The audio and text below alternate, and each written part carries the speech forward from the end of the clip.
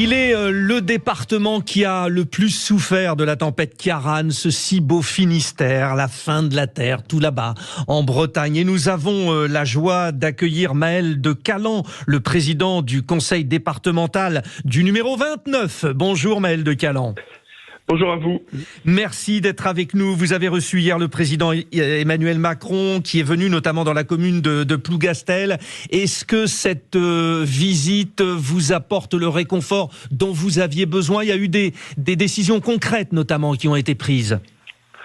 Écoutez, au plan symbolique, déjà, on est toujours content quand le gouvernement s'intéresse aux zones qui sont sinistrées.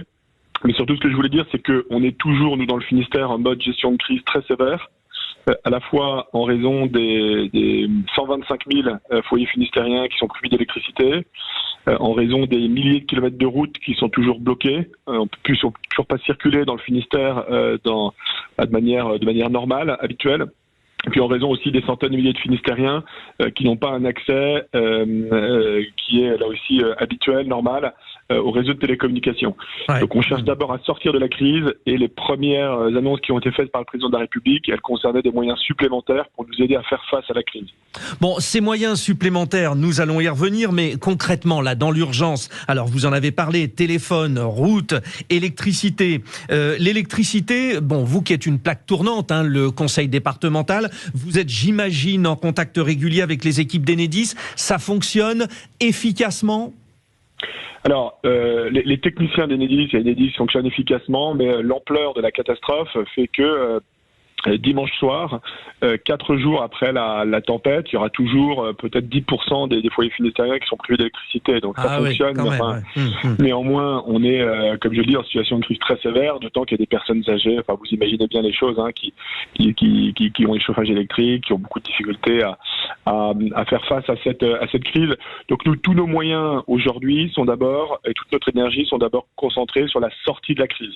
Je mentionne aussi sur Sud Radio qu'on a des colonnes de renfort qui nous ont été envoyées par des collègues présidents de département, les Alpes-Maritimes, la Corrèze, le Puy-de-Dôme, ont envoyé, et je ne parle pas de pompiers, je parle vraiment des agents des services routiers de ces départements, certains spécialisés en bûcheronnage avec des moyens lourds, pour nous aider à accélérer le déblaiement des routes, à sécuriser la voirie départementale. On a près de 3600 km de routes départementales dans le Finistère.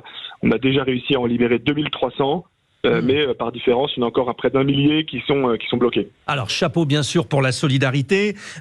Très important, vous le rappeliez, alors le bûcheronnage, il y a des dégâts, on imagine, pour vos forêts, pour vos espaces verts. On a parlé de tous les autres dégâts, mais ceux-là aussi vont compter. La partie bûcheronnage, c'est considérable. Alors oui, c'est considérable, même si je mentionne que tous ces moyens aident d'abord à ouvrir la circulation routière. Derrière, il y a effectivement des dégâts importants s'agissant d'un département qui a beaucoup de forêts, moins en littoral que dans la Finistère intérieure. Néanmoins, effectivement, on aura des dégâts sur des terrains publics et sur des terrains privés qui sont très importants. Les sols étaient gorgés d'eau, les arbres pleins de feuilles, comme ça a été beaucoup répété, c'est vrai. Donc il y a eu beaucoup d'arbres qui sont tombés. Ensuite, vous avez aussi des dégâts importants sur l'immobilier économique, c'est-à-dire très concrètement sur les hangars agricoles, sur les serres. Oui, toute la partie agriculture, effectivement. Ouais. Ce sont les bâtiments qui ont la plus grosse prise au vent. Vous avez des grandes serres ou des très grandes granges qui nous servent à produire nos légumes, nos fraises, nos tomates, nos pommes de terre et nos légumes de primeur qui sont les meilleurs de France.